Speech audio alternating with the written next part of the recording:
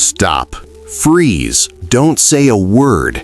Did you know that in the next 5 seconds, you could lose your reputation, your confidence, and your peace of mind, all by answering a simple 4-word question? We have been conditioned to believe that silence is a weakness, that if we don't have a clever comeback, we're losing. But what if I told you that the most powerful people in history used silence as a weapon? Today, we are going to learn how to spot the traps set by manipulators and how to win the war by simply refusing to fight. We live in a noise-polluted world. Social media demands our opinions. Bosses demand our explanations. Partners demand our constant emotional availability. In this cacophony, we often forget a fundamental truth that Marcus Aurelius, the philosopher king, understood centuries ago. You have power over your mind, not outside events. However, there's a nuance here that is often missed. It isn't just about ignoring the world. It is about recognizing bait. In my own journey, I used to think that being smart meant having an answer for everything. If someone questioned me, I felt a burning need to justify my existence. I thought I was debating. In reality, I was dancing to their tune. It wasn't until I delved into the works of Seneca and Epictetus that I realized I was leaking power like a sieve. The Stoics operated on what we might call the discipline of perception. As highlighted in the Daily Stoic, we must understand that it is our perception of things rather than the things themselves that causes our trouble. When a manipulator asks a loaded question, the thing is just sound waves in the air. The trouble begins when we perceive it as a valid inquiry that demands a defense. Today, we are going to dismantle 5 specific questions that act as Trojan horses. They look innocent, but they are designed to breach your walls. Trap number 1, the gaslight maneuver. Why are you so nervous?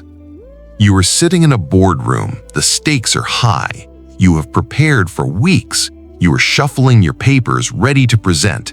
Suddenly, a colleague leans over, smiles sympathetically, and asks, loud enough for the boss to hear, "Why are you so nervous?"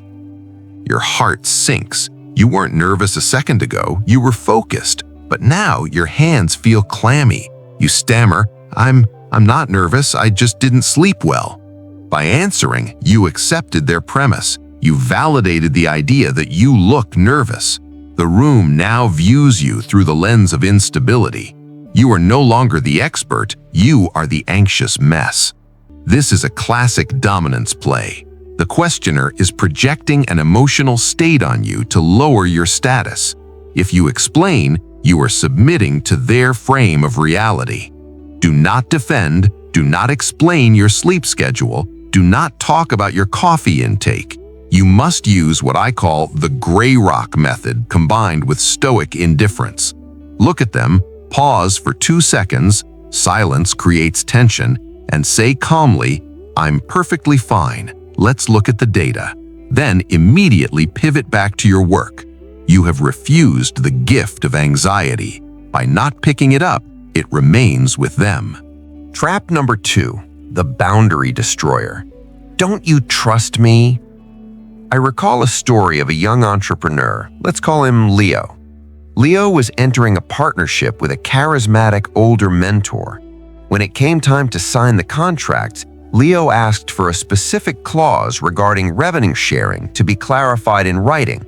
The mentor laughed, patted Leo on the back, and said, "Leo, come on, we're friends. Don't you trust me?" Leo felt a pang of guilt. He didn't want to insult his mentor, so he dropped the issue. 6 months later, the business folded, and because that clause wasn't in writing, Leo lost his entire investment.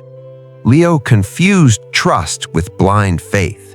The question, "Don't you trust me?" is almost always a red flag. It is a tool used to bypass logical due diligence using emotional leverage. In honest relationships, trust is built on clarity. A person who is truly trustworthy wants you to feel secure. They want the contract to be clear because they have no intention of screwing you over. The person asking this question is trying to replace legal or logical safety with emotional pressure. Seneca taught that we must distinguish between what we can trust and what we must question. Trusting reality is more important than trusting words. When you hear this, you must separate the emotion from the transaction. A powerful response is, "I trust you, but I also trust clarity. Let's put it in writing so we protect both of us." If they get angry at this, you have your answer. Their anger is proof that your hesitation was justified. Trap number 3, the privacy invasion. What are you hiding?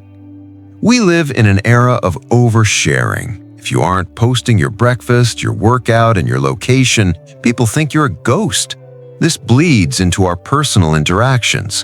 Imagine a scenario in a relationship. You are quiet after a long day of work, simply decompressing. Your partner, feeling insecure, demands to know why you are quiet. When you say nothing, they push harder. "Why are you being so secretive? What are you hiding?"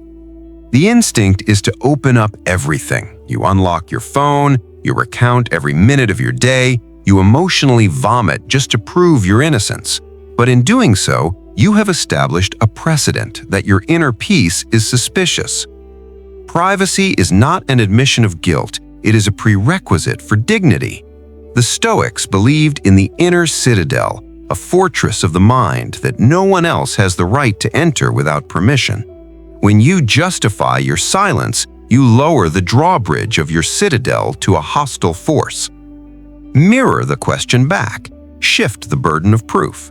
That is an interesting question. Why do you feel that my silence implies deceit? By asking this, you force them to confront their own insecurity. You are not hiding, you are simply existing. Protect your peace. You do not owe anyone a live stream of your consciousness. Trap 4, the crab bucket. Do you think you're better than everyone else? This is the trap of the crab bucket. If you put a single crab in a bucket, it might crawl out. If you put 10 crabs in, when one tries to climb out, the others will pull it back down. When you start practicing Stoicism, or you quit drinking, or you start waking up early to work on a side hustle, your old circle will feel threatened. Your improvement holds up a mirror to their stagnation. Eventually, someone will sneer, "Oh, you're too good to have a beer with us now? You think you're better than us?" Apologizing for your growth. No, I'm just trying to. You shrink yourself to fit back into their box. This question is a shaming tactic designed to enforce mediocrity.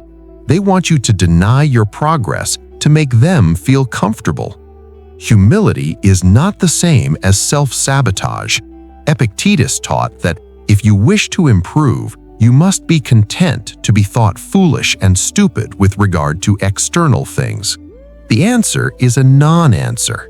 Smile, a genuine, peaceful smile, and say, "I'm just doing what is best for my own health right now. I respect your choices, please respect mine." If they continue to push, realize that you have outgrown the bucket. Walk away. Trap 5, the Trojan horse. You won't get offended if I tell you the truth, right? This is perhaps the most insidious of all. It wraps cruelty in the guise of honesty. It uses social politeness to disarm you before stabbing you. Don't take this the wrong way, but I'm just playing devil's advocate. Can I be honest with you? Giving permission. We are conditioned to say, "Sure, go ahead," because we want to seem open-minded and tough. But you have just signed a verbal contract agreeing not to react to abuse. A person who genuinely wants to help you with constructive feedback does not need a disclaimer. They speak with kindness and specificity. The person who asks for permission to offend you knows they are about to cross a line, and they want immunity from the consequences. Do not give the permission. Marcus Aurelius reminds us that the best revenge is not to be like your enemy.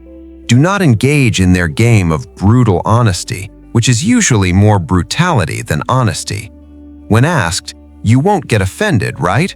respond with, If it is constructive and kind, I will welcome it. If it is just hurtful, I'd prefer we skip it. Or even more simply, that depends on your intention. Why do you want to share this? Watch them backpedal. You have exposed the weapon before they could use it. Why is this so hard to do?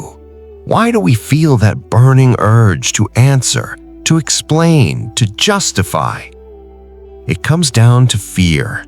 We fear disconnection. We fear being seen as bad people.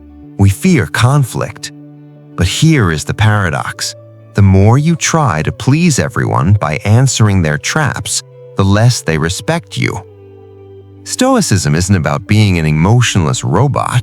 It is about emotional economy. You have a limited amount of energy each day. Why spend it defending yourself against a false accusation? Why spend it explaining your life choices to people committed to misunderstanding you? The Stoics practiced the discipline of will. This is the ability to deal with things we cannot change. We cannot change that people will be manipulative. We cannot change that colleagues will be jealous or that family members will be intrusive. But we can change our participation in the drama. Your action plan. The next time someone asks you a loaded question, take a full 3-second pause. Count it in your head. 1, 2, 3. This breaks their rhythm and gives your rational brain time to catch up with your emotional brain. Ask yourself, is this a question seeking information or a question seeking leverage? If it is seeking leverage, deploy silence or a non-answer. Remember the words of the great Stoic thinkers. We are often more frightened than hurt. We suffer more from imagination than from reality. The anxiety you feel when refusing to answer a manipulator is just imagination. It is a ghost. The reality is that by staying silent, you remain the master of your soul. You are not obligated to play every game you are invited to. Sometimes the only winning move is not to play. I want to hear from you in the comments. Which of these 5 manipulative questions have you faced in your life? And what is one habit you will start today to protect your peace? Share your story below. Together, let's build a community that cannot be broken. Stay strong and stay unconquered with INVICTUS X.